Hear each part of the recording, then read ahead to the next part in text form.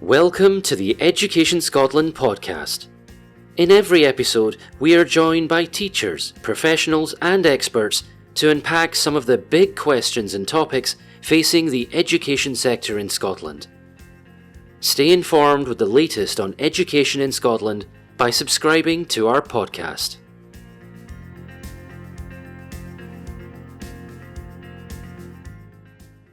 So welcome, Lorraine George, to one of Education Scotland's podcasts.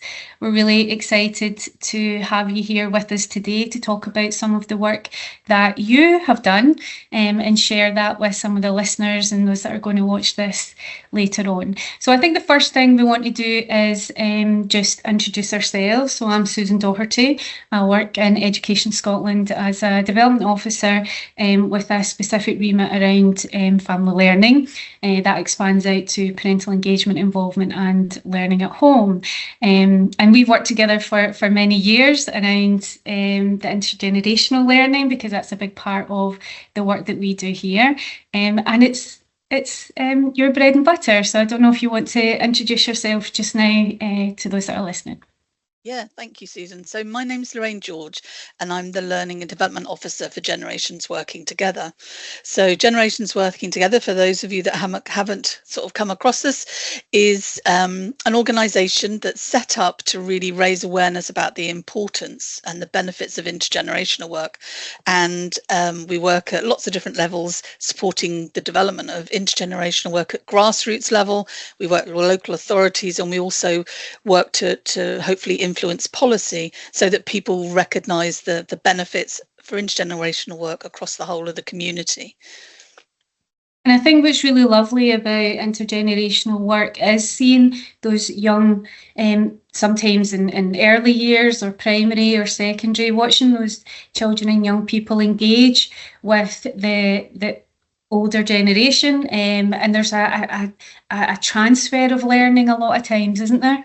Oh, definitely. And I think probably one of the myths of intergenerational work is that it only involves early years children and maybe older adults in residential care, where that's just a small proportion of the work that goes on across Scotland. Certainly, intergenerational work involves children, school classes within primary school, but also young people in secondary or high school, and they work in anything from book buddy programs to community safety, climate change, boat building.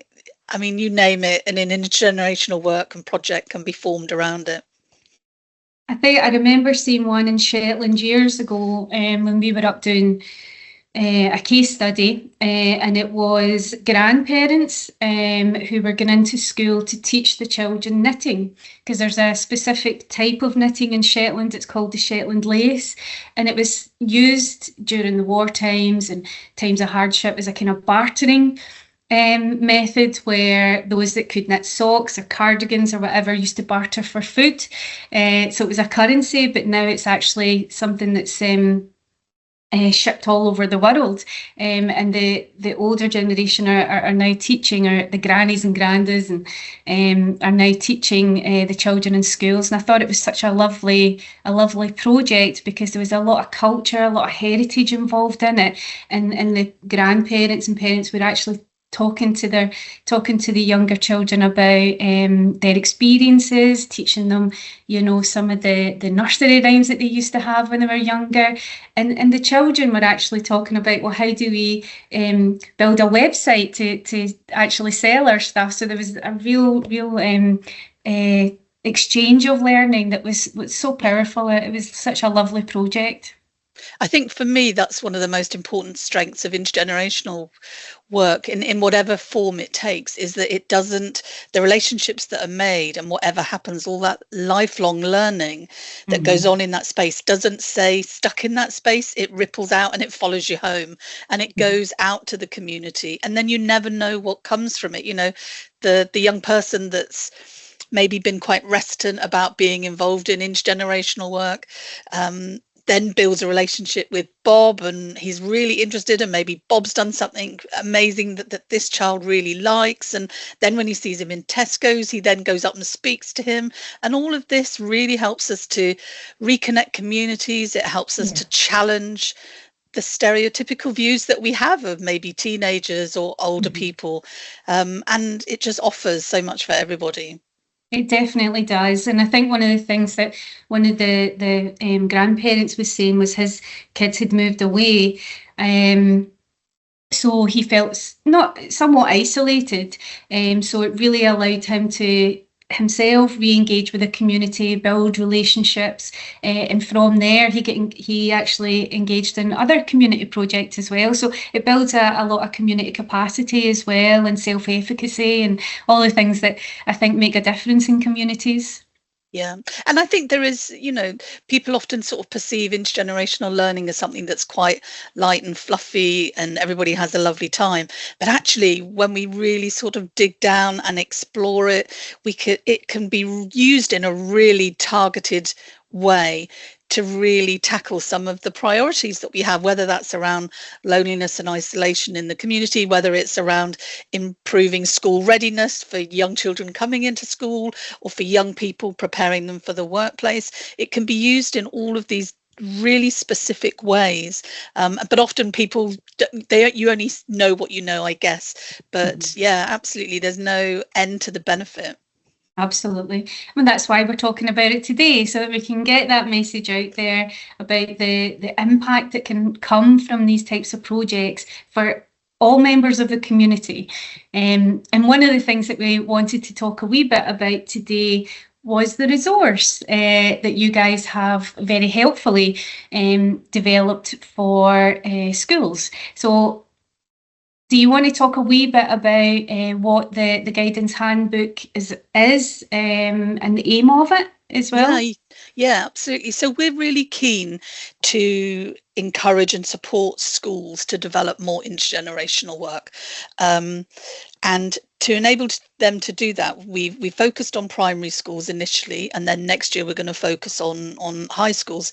But what we've created are 6 weekly lesson plans that are available on the GWT Moodle platform, so teachers can just log in. It's free to be a member if you live in Scotland, so there's no charge. You can go into the module, you can download your lesson plan. There's accompanying resources, films, activity sheets, conversation starters to have with the children, and basically what it will do, it will prepare the children, or support the teacher to prepare the children to get to engage with older people, sort of asking them things from, for example, why do older people all live together in residential care?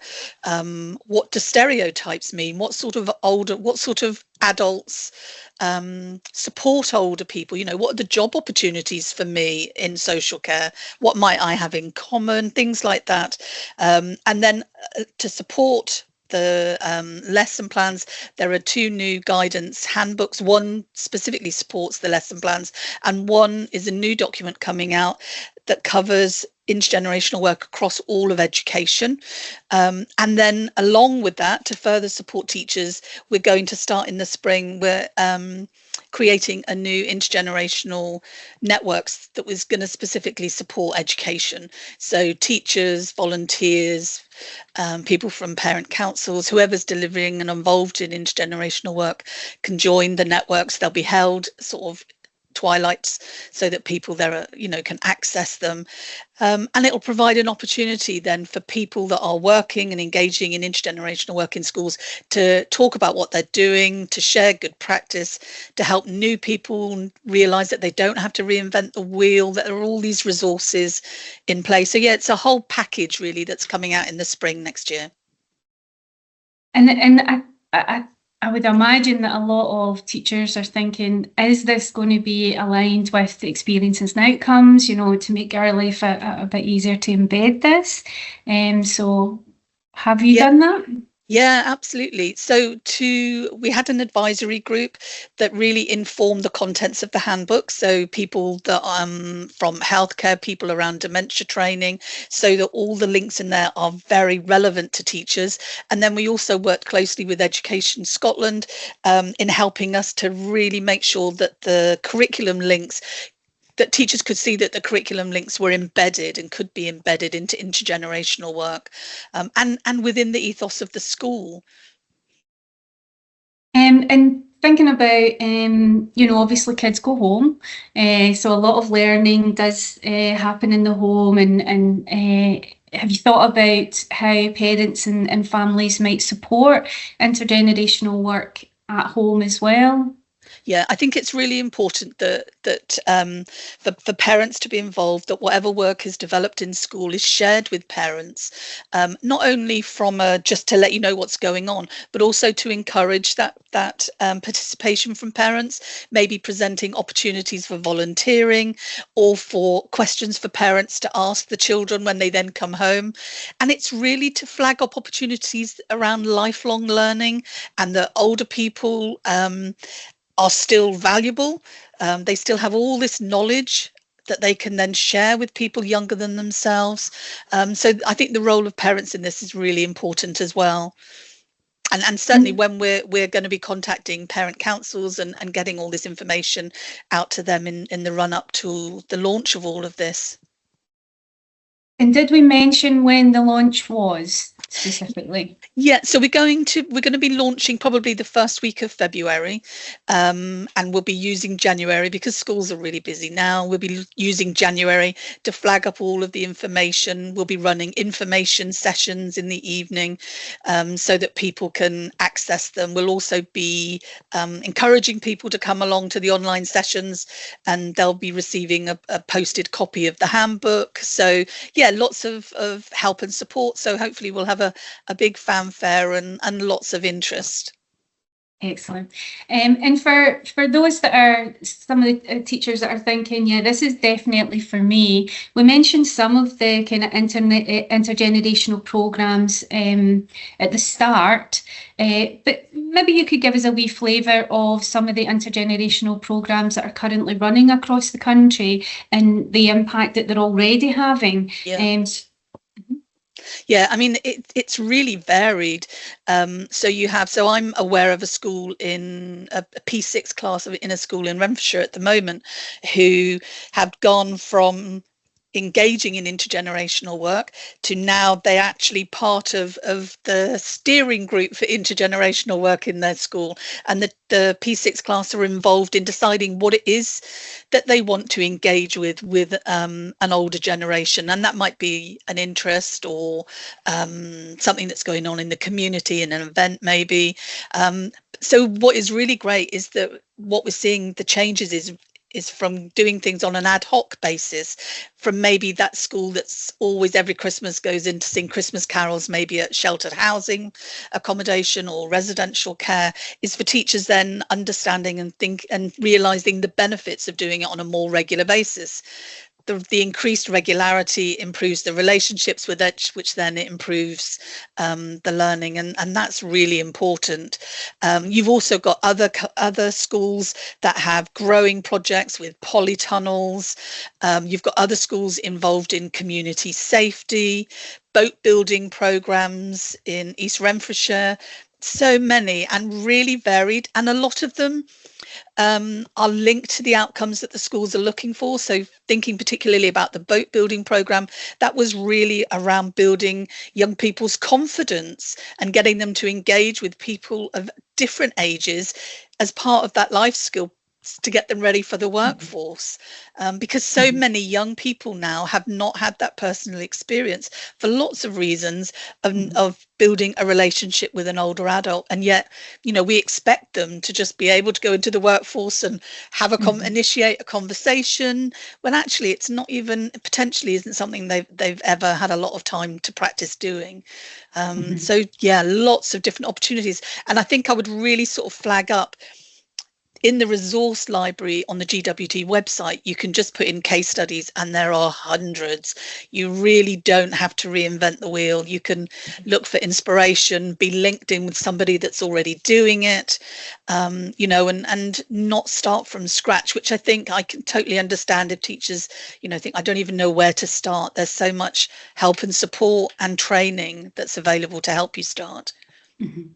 And you mentioned obviously accessing support and building the kind of network around this particular piece of work, but I do know that GWT have regional networks already established. Do you want to tell us a wee bit more about them and if people can tap into them? Yeah, so there's GWT run 18 geographical networks across the whole of Scotland, including the islands. Some are run by staff, some are run by volunteer network connectors, and they run some, it's usually one or two are face-to-face, the others are online, and we generally run about 3 a year for each network. And sitting around the table or being in that space, you'll have teachers, librarians, somebody from the local authority maybe, or an architect, and somebody from nursery school, or an interested parent. Such a mixture of people interested in intergenerational work. And it's an opportunity not only to sort of talk and share what's going on, but we also include an element of practice. So people are going away with new insights, as well as access to updates, resources and things that are changing, because it's an emerging field and it's an exciting time. So much is changing at the moment. Mm-hmm, mm-hmm. And is there anything else you think that the listeners would want to know about generations working together that you think we haven't covered? I think just really that there's lots of opportunities for advice and support. So not only is there free membership if you live in Scotland, but we run a monthly drop-in clinic. So anybody can just pop in online and say, I'm developing this project. I don't even know where to start, or I don't know how to evaluate it, and they'll be given help and support. We run lunch and learn sessions, which are free, so that people can just go and find out about it. And I think really it's where we can also help is helping people to think that rather than making intergenerational work an add-on to what they're already doing, is helping people have a view of what's going on in their community, to think, actually, let's find something that is already resourced and well attended, and maybe that's our starting point. So what is already running in schools, for example, what already happens that is fixed and resourced and staffed, and maybe that's that perfect point to start developing intergenerational work, so that it's not an additional thing that you have to do. Because the benefits are so vast, and I totally agree with you about those life skills. For whatever reason, some children, don't have that adult that maybe teaches them how to cook, or teaches them how to change a plug, or teaches them how to do the things that we all have to do to run a house, and I think intergenerational projects out there are actually doing that for these young folk, and also the young folk are imparting their knowledge around IT that a lot of even myself struggle with these days. So it's such a great project, and as you said at the start, it's not just a nice thing to do. There's so many learning outcomes embedded within it, but it is a lot of times a fun experience for both generations. Absolutely, and that's really important. But I think when you have time to sort of look at the research and think actually what comes from this, I mean, I'm an early years practitioner, and the value in it for early years children and for children in primary school is that opportunity to develop empathy, and then in developing empathy and an understanding of somebody else, it then helps them then to value and understand diversity and difference, and then they learn these skills and they apply that learning to things like race and gender and other things. So it really is the skill set that you get from intergenerational work is just huge, and it's something that really adds to children's learning. When they're surrounded by adults that are genuinely interested in them and that they've built a relationship, they then feel safe to maybe risk new different types of learning. It improves their confidence. They become more resilient because they feel safe enough to fail. And all of these things just come from these regular connections with the same group of people that they build relationships with. And am I right in saying, Lorraine, that every year Generations Working Together has a conference? Now, this was pre-COVID, of course, but post-COVID, do you still have those yearly celebratory events where you gather those case studies from around the country? Yeah. So we have a conference every year. So the conference next year is in Inverness in September. We also hold, this year we trialed road shows. So like mini conferences in local authorities where there wasn't a lot of intergenerational work going on, and they've been really successful. So we're repeating those next year. And we also have the Excellence Awards, which is open to everybody to apply for, and schools are regularly awarded for the excellent work that they do. And what we then do is we we flag them up as case studies, and we then share that then with other people. And I think through having the networks provides us with a really good opportunity to share good practice. And it's really nice that somebody else celebrates your achievements as well. And we certainly do in Scotland. There's so much good work going on. I think it's lovely to see the celebratory events and the look on the children, young people and families, adults' faces, when they're getting filmed and they're so proud of what they've achieved. I think we don't do that enough sometimes in Scotland, where we celebrate the successes of these programmes. So well done to do that. So I think probably we want to talk about next steps. I know you had mentioned that you've got the twilight dates and the kind of sessions where you're going to kind of launch the resource. Do you want to expand a wee bit on that?